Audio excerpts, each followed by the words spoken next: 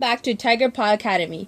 Now we will be moving on to section 1.2 on characteristics of polynomial functions. Definitions. So there's two definitions in this section. First being local minimum. This is the point on a function that has the least y value on some interval close to that point. Second is the local maximum. In this case, the point is the point on a function that has the greatest y value on some interval close to that point. So in this example, there are two local maximums located right here, and the second one being here. The local minimum in this case is right on the bottom here, which is a local min, and these two being a local max. In total, we have 3 local max and min together. So let's put that here. Now, let's move on to the equation associating with this graph. So, the degree is 4. As we know from the last video, the degree is the greatest exponent within the equation. Therefore, the degree is 4, sorry about that. Now, the leading coefficient is the value that is in front of this. As we can see, it is a negative, therefore there was a reflection in the graph. But the leading coefficient in this case is -1. Now let's move on to the second example. In total, there are two local max and min. Now let's move on to the equation associating with this graph. The degree is 3, since it is the greatest exponent in this case. Now the leading coefficient in this case is 2. Now there is a pattern that we can see if you haven't noticed. In both cases, the number of local max and min was 1 less than the degree. Let's move on to the key concepts. So let's start off with the odd degree polynomial function. An odd degree polynomial function have at least one x-intercept with the maximum of n intercepts. As we know from the previous video, n is the degree of the graph or its equation.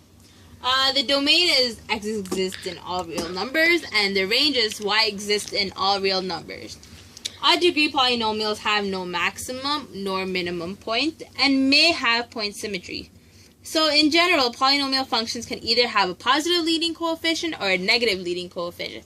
Specifically to odd degree polynomial functions, a positive leading coefficient has the n behaviors extending from quadrants 3 to 1. This will help you out in a test situation where you aren't sure what the leading coefficient of the graph is. The second one is the negative leading coefficient. In this case, the graph will extend from quadrants 2 to 4. Therefore, you know the n behaviors will be extending from 2 to 4, again helping you out in test situations. Next is the even degree polynomial function. For the positive leading coefficient of an even degree polynomial function, the graphs extend from quadrants 2 to 1, therefore showing the n behaviors are from quadrants 2 to 1. The range is y exists in all real numbers, in which y is greater than or equal to a. A is the minimum value of the function, which should be the value associating with this point. It will also have at least one minimum point. In this case, the minimum point is right here. Next is the negative leading coefficient. In this case, the graph extends from quadrants 3 to 4, showing that the n behaviors as well is from quadrants 3 to 4.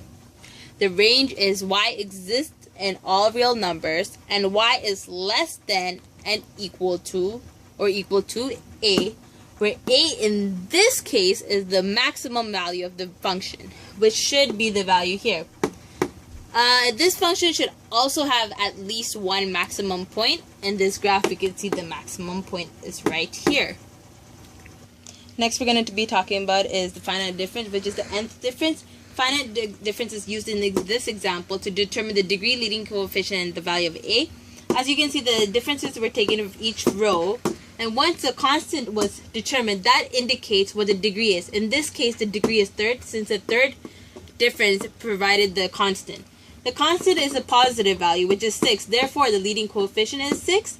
And then the n, which is the degree, was plugged into the formula a equals to n times n minus 1 to determine the a value, which is 6.